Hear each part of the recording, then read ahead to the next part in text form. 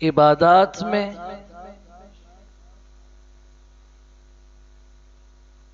جہاں بدن سے کی جانے والی عبادتوں سے اللہ کی رضا مقصود ہوتی ہے، زبان سے اذکار اور دعاؤں کے ذریعے اللہ کو راضی کرنا مقصود ہوتا ہے، وہاں اپنا محبوب مال اللہ کے راستے میں خرچ کر کے اللہ کو راضی کرنا مقصود ہوتا ہے۔ ہمارا جسم بھی اللہ کا ہے، ہمارا مال بھی اللہ کا ہے۔ اس کائنات میں جو کچھ ہے وہ سب اللہ کا ہے۔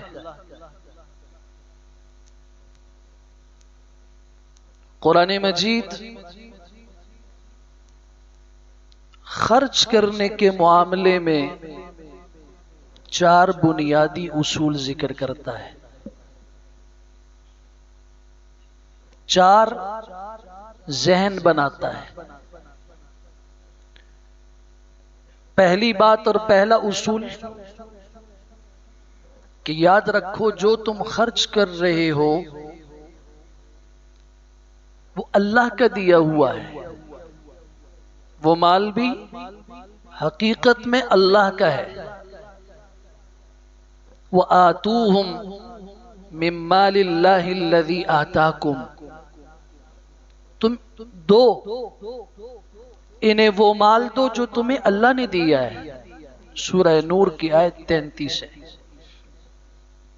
اللہ کا دیا ہوا ہے، اس میں سے دو۔ وَأَنفِقُوا مِمَّا رَزَقْنَاكُمْ، جو ہم نے تمہیں دیا اس میں سے خرچ کرو۔ وَلِلَّهِ مِيرَاثُ السَّمَاوَاتِ وَالْأَرْضِ، آسمان و زمین کی وراثت اور میراث اللہ کی ہے۔ پہلا اصول یہ دیا کہ جو تم خرچ کر رہے ہو اس کا حقیقی مالک کون ہے، وہ تمہیں دیا کس نے ہے۔ یہ بھول جاؤ، یہ غلط فہمی دور کر دو۔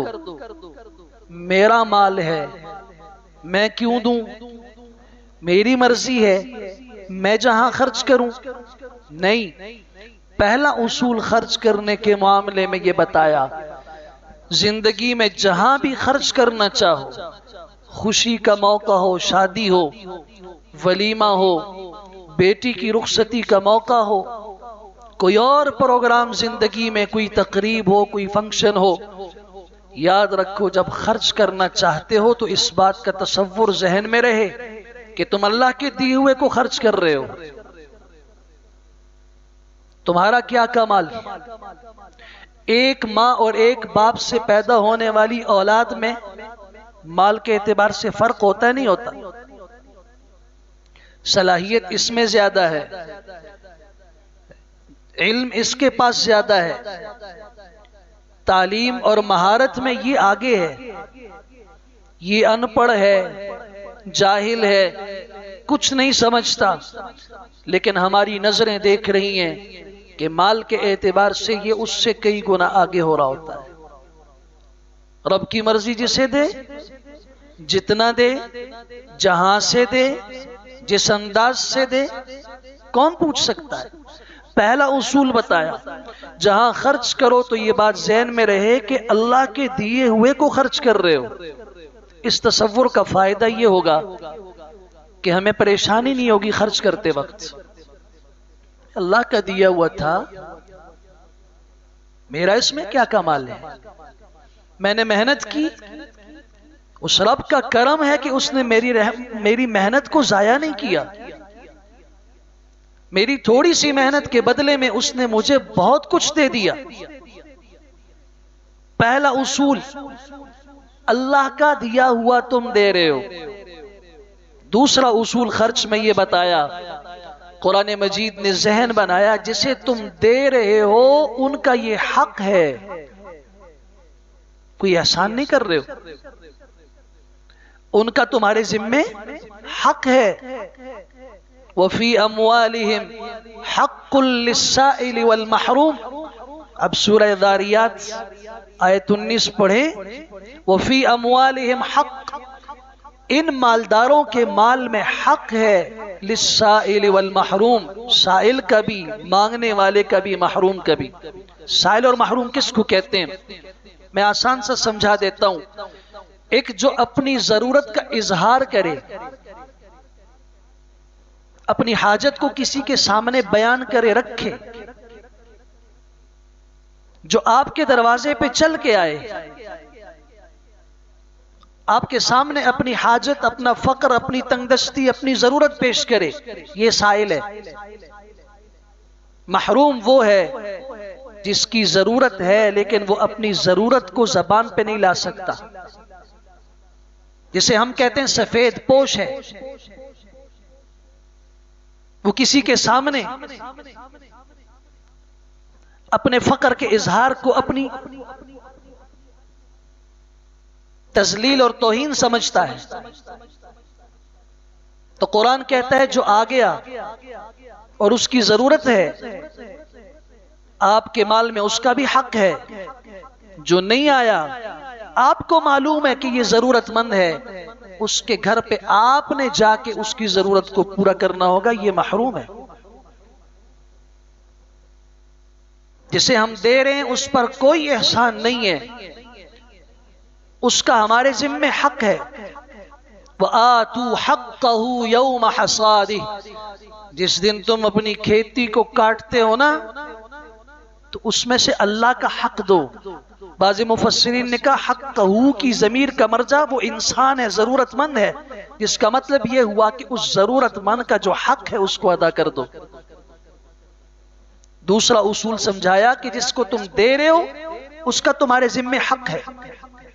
تیسرا اصول بتایا خرچ کرنے کا، کہ یاد رکھو جو تم دے رہے ہو وہ ایسے ہی نہیں دے رہے بلکہ قرض دے رہے ہو۔ وَأَقْرِضُ اللَّهَ قَرْضًا حَسَنًا، اللہ کو بہترین قرض دو۔ مَنْ ذَا الَّذِي يُقْرِضُ اللَّهَ قَرْضًا حَسَنًا، کون ہے جو اللہ کو بہترین قرض دے؟ قرض کیوں کہا؟ واپسی کی امید پر دے رہے ہو، جو دے رہے ہو واپسی کی امید پر دے رہے ہو، اور امید بھی کیسی؟ 10 گنا کم از کم نہیں، 70 گنا۔ آپ نے 1 روپیہ خرچ کیا، کم از کم اس کے بدلے میں 10 ملیں گے۔ من جاء بالحسنۃ فلہ 10 امثالها، یہی 1 روپیہ اور آپ نے خرچ کیا رمضان المبارک میں، 70 گنا بڑھ گیا۔ نہیں، اخلاص اور بڑھ گیا۔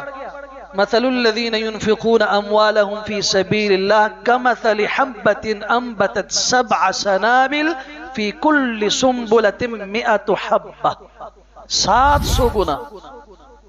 نہیں، اور اخلاص 7,000 گنا اور 70,000 گنا بڑھ کر اس کا ملے گا۔ اور بات ہی ختم کر دی، واللہ یضاعف لمن یشاء، جس کے لیے اللہ چاہے دگنا چگنا کر دے۔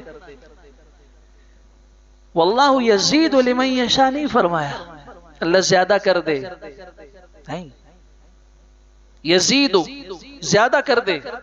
واللہ یضاعف فیضاعفہ لہ اضعافا کثیرا، اب سوچ نہیں سکتے کہ آپ کے 1 درہم کو اللہ کتنا بڑھائے گا،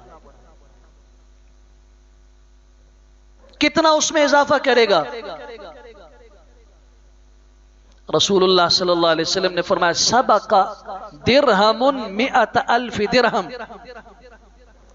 کبھی ایسا ہوتا ہے کہ 1 درہم، 1 روپیہ 1,00,000 روپوں سے آگے بڑھ جاتا ہے۔ یا رسول اللہ کیسے؟ اہل علم نے کہا کہ اخلاص کی بنیاد پر اس شخص کا اخلاص جو 1 روپیہ دے رہا ہے 1,00,000 والے کے اخلاص سے بڑھ کر ہے۔ شاید اس نے 1,00,000 دیا، ریا کے لیے دیا، نمود و نمائش کے لیے دیا، واہ واہ کے لیے دیا۔ ہمارے ہاں تو لوگوں کا مزاج ہے، بعض تو کہتے میں دے رہا ہوں، دعا میں میرا نام لے کے آپ نے کہنا ہے۔ سبحان اللہ. یہی تو کہہ رہا ہوں کہ قرآن میں صدقے کے اصول سمجھو. کس کو دے رہے ہو وہ بے خبر ہے. اللہ کو دے رہے ہو، اسے معلوم نہیں ہے کہ نام ذکر نہ کیا جائے ممبر سے، محراب سے، نماز کے بعد سے، اسے پتہ نہیں چلے گا.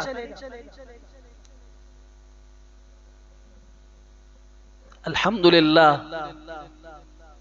اللہ کا لاکھ لاکھ شکر ہے کہ ہم نے اپنے ساتھیوں کا یہ ذہن اور مزاج بنایا ہے کہ ان کے خرچ کو، ان کو کہتے ہیں ایسے کرو کہ آپ کے بائیں ہاتھ کو بھی معلوم نہ ہو، آپ کی بیوی کو بھی معلوم نہ ہو. ذہن یہ بنایا. اگر اس توقع سے دے رہے ہو کہ اس ممبر سے اور محراب سے نام لے کے دعا ہوگی تو بھول جاؤ، نہیں کریں گے ایسا. آپ کو معلوم نہیں ہے، آپ بے خبر ہیں. ہمیں تو معلوم ہے نا صدقے کا اصول کیا ہے. اب چاہتے ہوں گے کہ ہمارا نام لیا جائے؟ نہیں. من ذا الذی یقرض اللہ قرضا حسنا. سمجھیے اس بات کو. آپ اللہ کو قرض دے رہے ہیں، آپ کا جس کو دے رہے ہیں اس پر کوئی احسان نہیں ہے.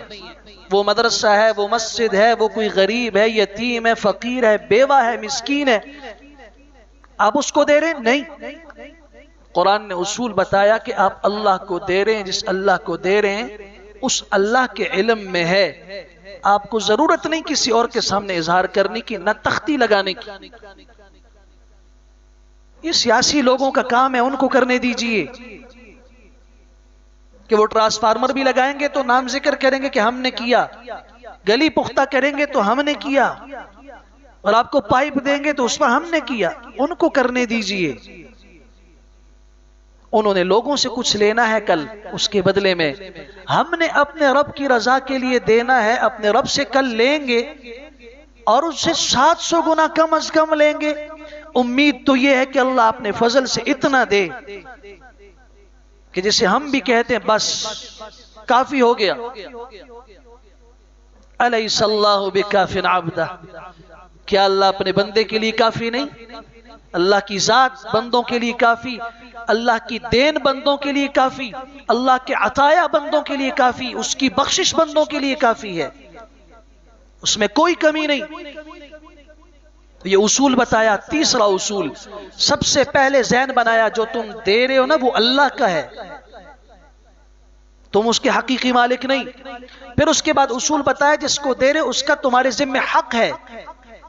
پھر تیسرا اصول یہ بتایا کہ تم اللہ کو قرض اور امید پر دے رہے ہو. اور چوتھے نمبر پہ بتایا کہ جس کو دے رہے ہو اس پہ احسان مت جتلاؤ. یا ایھا الذین آمنوا لا تبطلوا صدقاتکم بالمن والاذی. ایمان والو اپنے صدقات کو ضائع نہ کرو. اللہ کیسے ضائع ہوں گے؟ بالمن والاذی. احسان جتلاؤ گے تو ضائع ہو جائیں گے، ایذا دو گے، تکلیف دو گے تو ضائع ہو جائیں گے. احسان کیسے جتلائیں گے؟ آپ نے خرچ کیا مسجد میں، پنکھا لگا دیا، بلب لگا دیے، دروازہ کھڑکی لگا دی، ٹوٹی لگا دی آپ نے. 7 سال گزر گئے، 10 سال گزر گئے، کسی بات میں آپ کی بات نہیں سنی گئی. آپ نے کہا کہ میں ہمیشہ سے یہ کر رہا ہوں، وہ میں نے کیا، یہ میں نے کیا، ایسا میں نے کیا. لا تبطلوا صدقاتکم بالمن. احسان کیوں جتلا رہے ہو؟ جس کو دیا ہے اس سے پوچھو کیوں احسان جتلا رہے ہو. کسی فقیر کو دیا. کتنے ہمارے معاشرے کے لوگ ہیں دادا نے کسی بیچارے فقیر کو اس کی غربت میں کچھ دے دیا تھا، آج پوتا دادے کی دیے ہوئے پر جس کو دیا گیا تھا اس کے پوتے کو تانا دے رہا ہے، ہمارے ٹکڑوں پہ تم پلتے تھے، تمہیں یاد نہیں ہے تمہارا دادا فلاں موقع پر میرے باپ اور میرے دادا کے دروازے پہ آیا تھا، اس نے یہ دیا، آج ہمارے سامنے تم ایسی بات کرتے ہو، کیا ہوا تمہارے حالات بدل گئے؟ ایسا ہوتا ہے نہیں ہوتا؟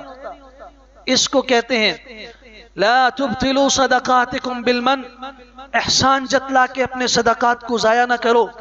والادا، ادا اس کو کہتے ہیں کہ آپ کے سامنے بندہ موجود نہیں ہے لیکن آپ اس کی غیر موجودگی میں اس پہ کیے ہوئے احسان اور اس کے اوپر کیے ہوئے کسی صدقے کو اور خیر کو کسی کے سامنے ظاہر کر کے اس کو ذلیل کر رہے ہیں.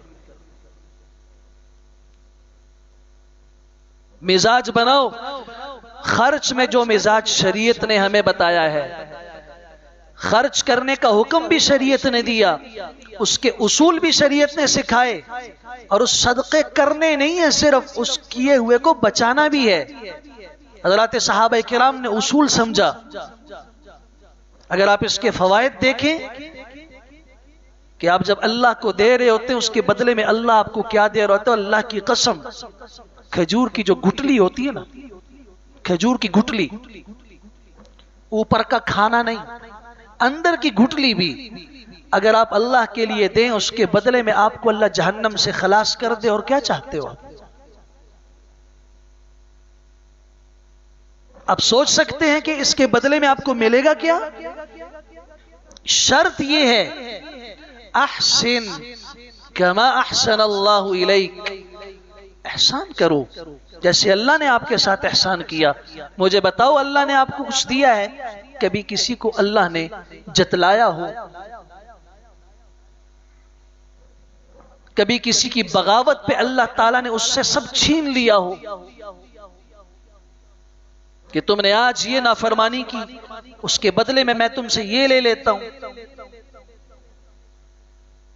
احسن کما احسن اللہ الیک. قارون جیسے شخص کو اس کے ساتھیوں نے کہا تھا، سورہ قصص کی آیت 77 پڑھ لیجئے. اللہ نے جیسے آپ کے ساتھ بہترین معاملہ کیا، آپ بھی لوگوں کے ساتھ بہترین معاملہ کریں. آج زندگی میں کرو، جب موت کا فرشتہ نظر آئے گا پھر انسان اس وقت کہے گا اللہ اکبر لولا اخرتنی الى اجل قریب فاصدق واکن من الصالحین. تھوڑی سی مدت دیجئے، تھوڑی سی مہلت دیجئے کہ میں صدقہ کر سکوں اور میں نیک ہو جاؤں. کیا ملے گا؟ ان الصدقہ طمانینۃ القلب، اللہ آپ کے دل کو اطمینان عطا فرمائے گا. اللہ کے رسول صلی اللہ علیہ وسلم نے فرمایا جو تم اللہ کے لیے دو گے اس کے بدلے میں اللہ آپ کے دل کو سکون اطمینان سے بھر دے گا. باہر تو مال کے ڈھیر لگے ہوں گے لیکن دل کو سکون نہیں. کیا ہے آپ کے پاس؟ آپ دل کے فقیر ہیں، دل غنی نہیں ہے آپ کا، دل میں سکون نہیں ہے. اس صدقے کے ذریعے پہلا فائدہ یہ ہوگا طمانینۃ القلب، اللہ آپ کے دل کو اطمینان سے بھر دے گا. پھر رسول اللہ صلی اللہ علیہ وسلم نے فرمایا تطفئ غضب الرب، اللہ کا جو غصہ ہوتا ہے یہ صدقہ اس غصے کو بجھا دیتا ہے، مٹا دیتا ہے. پھر اللہ کے حبیب صلی اللہ علیہ وسلم نے فرمایا ان الصدقۃ تطفئ الخطیہ، انسان گناہوں کا پتلا ہے، آنکھیں بھی گناہ کر رہی ہیں، کانوں سے بھی گناہ سنے جا رہے ہیں، ہاتھوں سے بھی گناہ کیے جا رہے ہیں، قدم بھی گناہوں کی طرف اٹھ رہے ہیں، معاشرے کے دائیں بائیں آگے پیچھے ہر طرف گناہوں کے انبار لگے ہوئے ہیں. ہم گناہوں کے سمندر کے بیچ میں، گناہوں کے اندر، گناہوں کے ڈھیر میں چھپے ہوئے ہیں. اللہ اکبر، کتنا خوبصورت معاملہ ہے. تطفئ الخطیہ، آپ نے گناہ کیا، اللہ کے نام پہ صدقہ کیا، اللہ اس کو ایسے مٹا دے گا کما تطفئ الماء النار، جیسے کہیں آگ کے شعلے اور وہاں پہ فائر بریگیڈ والے پانی اس کے اوپر چلاتے ہیں، وہ شعلے پانی سے ختم ہو جاتے ہیں. پانی آگ کو بجھا دیتا ہے، صدقہ گناہوں کو مٹا دیتا ہے. پھر اللہ کے حبیب صلی اللہ علیہ وسلم نے فرمایا اتقوا النار ولو بشق تمرہ، کھجور کی گٹلی ہے نا، اس گٹلی کے برابر بھی اگر صدقہ کر سکو تو کر کے اپنے آپ کو آج جہنم کی آگ سے بچا لو. اتقوا النار، جہنم کی آگ سے بچو. کیسے بچیں گے؟ ولو بشق تمرہ، بڑا صدقہ نہیں، چھوٹا سا اگر ایک کھجور کے برابر بھی، لیکن اس کے لیے شرائط جو میں نے بیان کی وہ ضروری ہے. ورنہ تہامہ کے پہاڑوں جتنا 350 میل تک لمبائی ہے اس پہاڑ کی، صرف تہامہ کے پہاڑوں کی، جو یمن سے لے کے مکہ مکرمہ تک یہ پہاڑی سلسلہ ہے، 250 کلومیٹر اس کی چوڑائی ہے۔ لوگ جبال تہامہ کے پہاڑوں جتنا صدقے کیے ہوئے، نیک اعمال کیے ہوئے اللہ کے پاس آئیں گے، ہباء منثورا، ان کا سب کچھ ہواؤں کے جیسے ہوا ایک ذرات کو اڑا کے لے جاتی ہے، اڑ کے ختم کر دیا جائے گا۔ اخلاص سے خالی ہے۔ میں ہمیشہ اس معاملے میں کہا کرتا ہوں، ہمارا ملک دنیا کے ان 10 بڑے ملکوں میں سے ہے جو سب سے زیادہ صدقہ کرنے والے ہیں، خرچ کرنے والے ہیں، لیکن ہم سے سب سے بڑی غلطی یہ ہوتی ہے کہ ہم خرچ کرنے میں لوگوں کی رضا کو مقدم رکھتے ہیں۔ جس چیز کو لوگ دیکھیں اور لوگ کہیں کہ جی واہ ختم تو ایسا ہونا چاہیے، واہ دیکھ تو ایسی ہونی چاہیے، پھر لوگ اس کی طرف دوڑتے ہیں تاکہ لوگ دیکھیں، لوگ کہیں کہ جی زندہ باد۔ جس کے لیے کر رہے ہو، اگر آپ اس کو صدقہ کہہ رہے ہو اور صدقہ اللہ کے لیے ہوتا ہے تو پھر اللہ سب کچھ دیکھ رہا ہے، اس میں صرف اخلاص پیدا کرو، اس ہاتھ سے دو، اس ہاتھ کو پتہ نہ چلے۔ صدقے کا چوتھا فائدہ عرض کر رہا ہوں، 5واں فائدہ، عرش کا سایہ نصیب ہوگا۔ قیامت کے دن جب سورج 1 میل کے فاصلے پر، میل کے عربی زبان میں 2 معنی آتے ہیں، یہ جو سلائی ہوتی ہے نا جس سے آپ آنکھ میں سرما لگاتے ہو، عربی میں اس کو بھی میل کہا جاتا ہے۔ سلائی کتنی ہوتی ہے؟ اتنی سی، سورج اتنا قریب ہوگا اور نیچے جو پاؤں کے نیچے زمین ہے وہ تانبے کی ہوگی۔ اب سوچ لیجئے اس شدت کے عالم میں سیدنا ابو ہریرہ، سیدنا ابو سعید خدری رضی اللہ تعالیٰ عنہ کی روایات ہیں، صحیح بخاری مسلم احادیث کی کتب میں ہیں، اس سخت دن 7 خوش نصیبوں کو اللہ اپنے عرش کا سایہ نصیب فرمائیں گے۔ ان میں سے ایک خوش نصیب وہ ہوگا، تصدق بیمین فاخفاها حتى لا تعلم شماله ما تنفق يمينه، دائیں ہاتھ سے صدقہ کیا، اتنا پوشیدہ کر کے کیا کہ بائیں کو پتہ نہیں چلا کہ میرے دوسرے ہاتھ نے کیا دیا ہے۔ اب اپنے گریبان میں بھی جھانک کے دیکھ لیتا ہوں، آپ بھی دیکھ لیجئے، ہم کہتے ہیں جب ہم نے صدقہ کیا اس کا فائدہ نظر نہیں آیا۔ آپ صدقے کے دیکھیں کہ اصول کے مطابق کیا یا نہیں، کہیں اس کے بیچ میں برادری تو نہیں آ گئی تھی، اس میں کسی کی رضا تو نہیں آ گئی تھی، ورنہ اللہ کے حبیب صلی اللہ علیہ وسلم کی زبان سے نکلے ہوئے کلمات سے سچی کس کی بات ہو سکتی ہے؟ پھر فائدہ بتایا، داووا مرضاکم بالصدقہ، اپنے بیماروں کا علاج صدقے کے ذریعے کرو، اپنے زکوٰۃ کے ذریعے اپنے اموال کو پاک کرو، اور بیماروں کا علاج اگر کرنا چاہتے ہو، بیماریوں کا علاج کرنا چاہتے ہو، داووا مرضاکم بالصدقہ، سنن ترمذی کے الفاظ ہیں۔ میں کہا کرتا ہوں کہ ہمارے ہاں بیماری کا ہم انتظار کرتے ہیں، بیماری آئے تب صدقہ کرتے ہیں۔ نظر ماننے والا بھی نظر یوں مانتا ہے، اللہ اگر آپ نے میرا یہ کام کر دیا تو پھر میں ایسا کروں گا۔ اللہ کے حبیب صلی اللہ علیہ وسلم نے فرمایا یہ تو بخیل آدمی کا کام ہے، تم اللہ کے ساتھ شرطیں لگا رہے ہو، میرا کام کرو تو میں کروں گا۔ آپ کو اللہ پہ یقین نہیں ہے کہ اللہ کو دیا ہوا ضائع نہیں جائے گا؟ کیوں اس یقین کے ساتھ ہم ایک کام نہیں کرتے؟ اور یہ نظر کا سلسلہ بتا دیجئے اپنے گھروں میں مستورات کو بھی، اللہ کے حبیب صلی اللہ علیہ وسلم نے اس کو بخیل کہا ہے، اس آدمی کو جو نظر مان کے یہ کہتا ہے میرا یہ کام یوں ہوا، بیوی بیمار ہے اس کو شفا ملے گی تو پھر بکرا جا کے دوں گا، میرا یہ کام ہو جائے گا تو میں ایسا کروں گا۔ یہ لین دین کے معاملے نہیں، اللہ کے اوپر یقین کر کے کرو۔ حضرت شقیق رحمت اللہ تعالی فرماتے ہیں ایک آدمی کو پاؤں میں پھوڑا نکلا. امام منذری رحمت اللہ تعالی نے صحیح ترغیب و ترہیب میں لکھا 7 سال گزر گئے، علاج پہ علاج، کوئی افاقہ نہیں. 7 سال تک پاؤں میں پھوڑا رہا. عبداللہ ابن مبارک رحمت اللہ تعالی سے اس نے عرض کی حضرت یہ پھوڑا ہے ٹھیک نہیں ہو رہا، کب سے 7 سال ہو گئے. حضرت نے فرمایا جاؤ احفر بئرا، جاؤ جہاں مسلمانوں کو پانی کی ضرورت ہو، کسی کو پانی کی ضرورت ہو، وہاں جا کے کنواں کھود دو پانی کا. امام منذری لکھتے ہیں اللہ کی قسم وہ شخص گیا،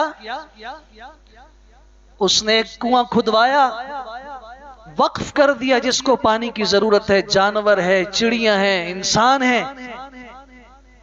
ادھر کنواں کھود دیا گیا، ادھر اس کے پاؤں کا پھوڑا ٹھیک ہو گیا. داووا مرضاکم بالصدقہ، صدقے کے ذریعے اپنے بیماروں کا علاج کرو. پھر فائدہ بتایا آپ علیہ السلام نے، جب بھی صبح ہوتی ہے زمین پر 2 فرشتے آسمان سے اللہ بھیج دیتے ہیں، وہ دونوں فرشتے دعا کرتے ہیں. ایک فرشتہ کہتا ہے اللہم اعط منفقا خلفا، اللہ جو خرچ کرنے والا ہے آپ کے راستے میں اللہ اس کو اس کا بہترین بدلہ عطا فرما. دوسرا فرشتہ کہتا ہے آمین. پھر یہ فرشتہ دعا کرتا ہے وَأَعْطِ مُمْسِكًا تَلَفًا، اللہ جو آپ کے راستے میں خرچ کرنے سے ہاتھ بند کرتا ہے اس کے مال کو ضائع کر دے، تباہ کر دے. فرشتہ کہتا ہے آمین.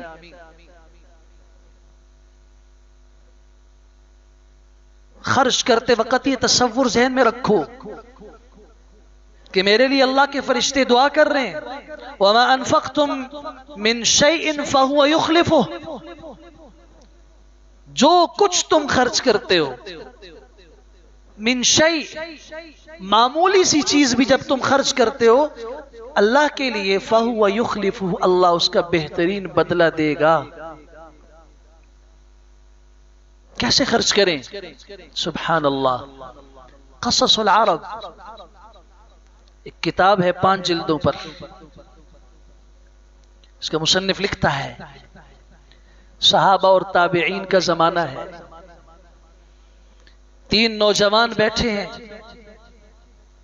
اللہ ہمارے نوجوانوں کو بھی ایسی فکر نصیب فرمائے جن کی سوچ اپنے دین کے گرد گھوم رہی ہو، جن کی زبانوں سے جو جملے نکلیں خیر کے جملے ہوں. 3 نے بیٹھ کے کہا، ایک دوست کہتے ہیں دوسرے سے، تیسرے سے، اس وقت بتاؤ تمہاری نظر میں اس روئے زمین پر سب سے بڑا سخی کون ہے؟ ان میں سے ایک نے کہا عبداللہ ابن جعفر. سبحان اللہ، عبداللہ ابن جعفر ہے. دوسرے نے کہا نہیں، قیس ابن سعد ہے. تیسرے نے کہا نہیں، میرا خیال ہے عرابہ الاوسی ہیں، یہ تابعی تھے. ان کے بیچ میں تکرار بڑھ گئی. کسی صاحب نے سنا اور کہا کس بات پہ جھگڑ رہے ہو؟ ہمارے بیچ میں یہ معاملہ ہے. اس نے کہا کوئی جھگڑے کی بات نہیں، جو جس کو بڑا سخی سمجھتا ہے چلا جائے اس سے کچھ مانگ کے دیکھ لے، پتہ چل جائے گا. پہلا شخص عبداللہ ابن جعفر کے پاس پہنچا. عبداللہ ابن جعفر سواری پہ بیٹھے ہیں، سفر پہ نکلنے والے ہیں، ساتھ خادم بھی ہیں. السلام علیکم. وعلیکم السلام. جی میں آپ کے پاس اپنی ضرورت لے کر آیا ہوں، اللہ کے نام پہ کچھ ہو تو میری ضرورت پوری کر دیجیے. عبداللہ ابن جعفر نے فرمایا اچھا، اس وقت میرے پاس تو یہ جو کچھ نظر آ رہا ہے، میں سفر پہ نکلنے والا ہوں، سفر کے ارادے سے نکل چکا ہوں. یہ سواری ہے گھوڑا جس پر میں بیٹھا ہوں، یہ کچھ اونٹ ہیں، کچھ ضرورت کی چیزیں ہیں، 2000 درہم ہے میرے پاس تھیلی میں، سفر کی ضرورت کے لیے رکھے تھے. یہ سب کچھ غلاموں سمیت لے لو، میں سفر کا ارادہ موقوف کر دیتا ہوں. سب کچھ دیا اور واپس آ گئے. یہ شخص آیا اور دوسرے نے کہا تھا کہ قیس ابن سعد آپ ان کے پاس چلے جائیے. یہ قیس ابن سعد کے پاس چلا گیا. قیس ابن سعد سوئے ہوئے تھے. دروازے پہ دستک دی. خادمہ نکلی. کون ہے دروازے پر؟ قیس ابن سعد سے ملنا ہے. ضرورت بتائیے. وہ آرام کر رہے ہیں. ایک فقیر ہے, ضرورت مند ہے, اللہ کے لیے آپ سے کچھ مانگنا چاہ رہا ہے. تو یہ خادمہ اپنے اس مالک قیس ابن سعد کو سمجھتی تھی. آپ اسی سے اندازہ لگائیں کہ وہ سونے والا قیس ابن سعد کتنا بڑا جواد اور سخی ہوگا کہ اس کی خادمہ نے اپنے آقا کو جگائے بغیر اندر جا کے 300 درہم کی تھیلی اٹھائی دے دی, اور سامنے باڑا اور استبل ہے, اس میں اونٹ بھی ہیں, گائے بھی ہیں, بیل بھی ہیں, بکریاں بھی ہیں, گھوڑے بھی ہیں, جو آپ کو پسند ہو لے لیجیے. نوکر نہیں, خادمہ, باندی, زر خرید. وہ اپنے آقا کے مال میں ایسا تصرف کر سکے جس کا اپنا کچھ بھی نہ ہو. قیس ابن سعد اٹھے جب, تو باندی نے ان کے سامنے اس بات کو ذکر کیا. وہ خوش ہوئے. انہوں نے کہا میں نے آپ کو اللہ کے لیے آزاد کر دیا. آپ نے بڑا کام کیا. تیسرا عرابہ الاوسی کے پاس گیا. عرابہ الاوسی کے دائیں اور بائیں 2 غلام, اور یہ نابینا ہیں, یہ تابعی ہیں, آخری عمر میں نابینا ہو گئے تھے. مسجد کی طرف جا رہے تھے. راستے میں یہ شخص آیا, اللہ کے نام پہ کچھ دیجئے. عرابہ الاوسی رحمت اللہ تعالی نے فرمایا اللہ کے نام پہ مانگ رہے ہو, بڑے تاخیر سے آئے ہو. میرے پاس جو کچھ تھا زندگی میں سب کچھ اللہ کے نام پہ لوٹا چکا ہوں.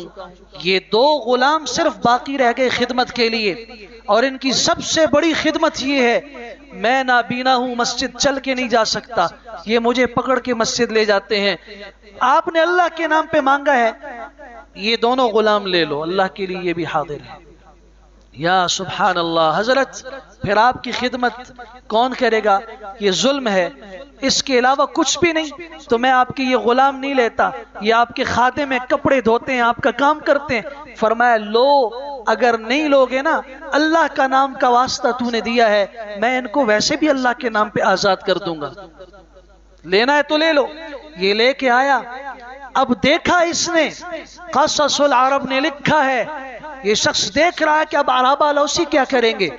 نماز کے لیے جا رہے ہیں. ایک نابینا آدمی جس کی نظر کام نہ کر رہی ہو, وہ مسجد کس انداز سے جائے گا؟ ٹھوکریں کھاتے ہوئے کبھی ایک طرف گرتا ہے, کبھی دوسری طرف گرتا ہے. چہرہ بھی زخمی, گھٹنے بھی زخمی, ہاتھ اور پاؤں بھی زخمی. مسجد میں یہ گرتے پڑتے پہنچے. نمازیوں نے پوچھا حضرت اس حال میں کس نے آپ کو مارا, کس سے جھگڑا ہوا؟ کہا بھلا اس عمر میں جھگڑے گا کون, کون مجھے مارے گا؟ میں تو گرتے پڑتے کسی طرح مسجد میں پہنچا ہوں, یہ گر گر کر مجھے زخم آئے ہیں. تو آپ کے غلام کہاں گئے؟ وہ تو میں نے اللہ کے نام پہ کسی کو دے دیے. اب یہ تینوں جوان مسجد میں بیٹھے, فیصلہ کرنا ہے کہ ان میں سب سے بڑا سخی کون ہے.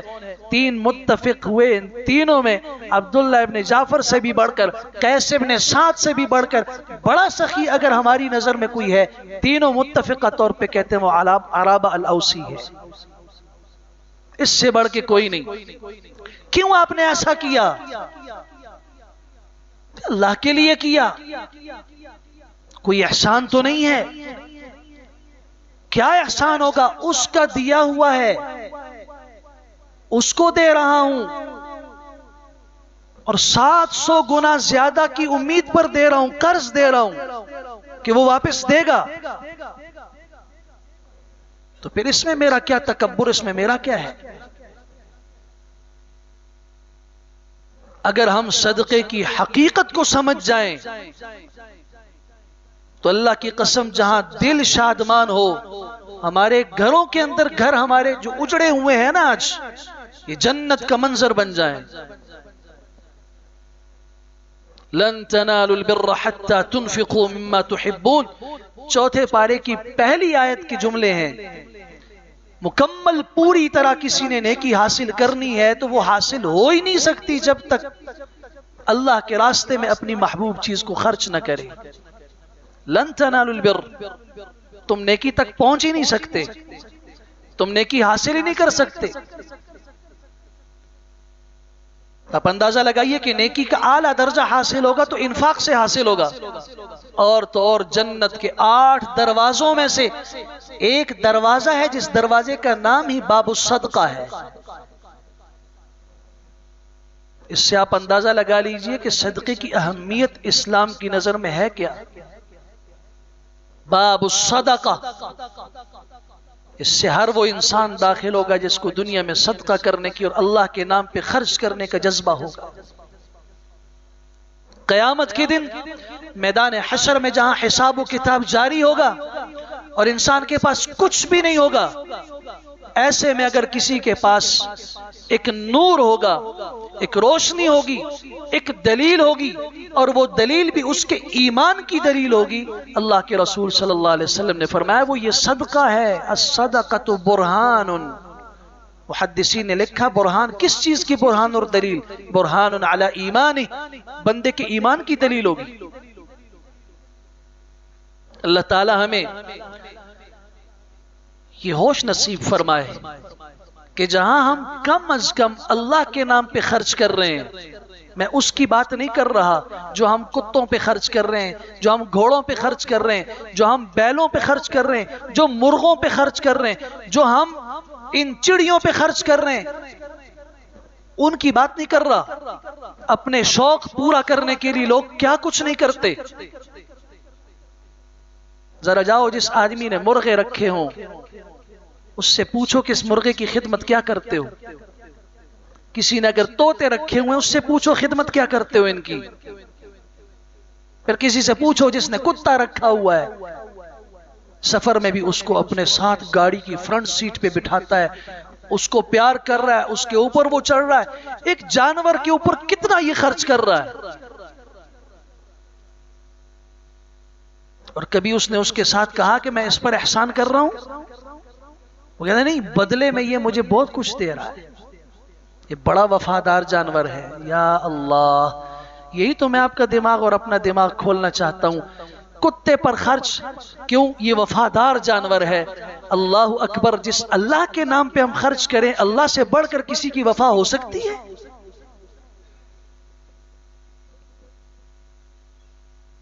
مسلمان کا دماغ اس طرف سے بند ہے۔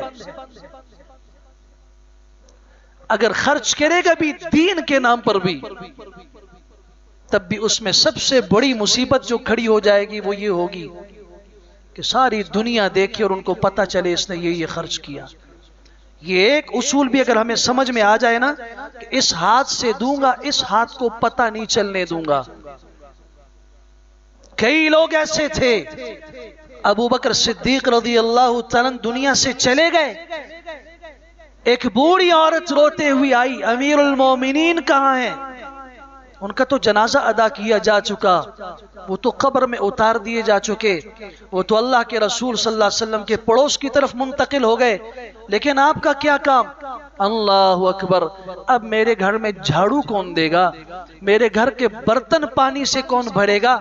اب میرے لیے میرے گھر کے کام کون کرے گا؟ یہ بات اگر کسی کو پتہ چلی ہے تو وفات کے بعد، قبر میں جانے کے بعد اس بوڑھی عورت کے کہنے پہ پتہ چلی ہے، ورنہ امیر المومنین سیکیورٹی گارڈ اور سب کو لے کہتے ہو خدمت ہم جیسی کی جاتی ہے، ہم ایسے خدمت کرتے ہیں لوگوں کی، دیکھو بیواؤں کے گھر میں ہم جا کے یہ کر رہے ہیں۔ کرنے والا جو کرتا ہے وہ جس کے لیے کرتا ہے اسے پتا ہے جس رب کے لیے میں کر رہا ہوں، جب ساری دنیا سو جاتی ہے وہ نہیں سوتا، ساری دنیا پہ غفلت کے پردے پڑ جاتے ہیں وہ غافل نہیں ہوتا، اسے اونگ نہیں آتی، وہ بندوں سے بے خبر نہیں ہوتا، وہ ذرے ذرے کی خبر رکھتا ہے، ایک وقت میں ساری کائنات بولنا شروع کر دے ان کی بولیوں کو سمجھتا بھی ہے اور ان کو سمجھ کے ان کی ضروریات پوری بھی کرنے پہ قادر ہے۔ جب یہ بات اس کی سمجھ میں آ جائے گی نا، پھر جب یہ اللہ کے لیے کچھ کرے گا تو اسے اس بات کی پرواہ نہیں ہوگی کہ لوگ دیکھتے ہیں یا نہیں دیکھتے۔ اللہ تعالی عمل کی توفیق عطا فرمائے۔ وآخر دعوانا الحمدللہ رب العالمین۔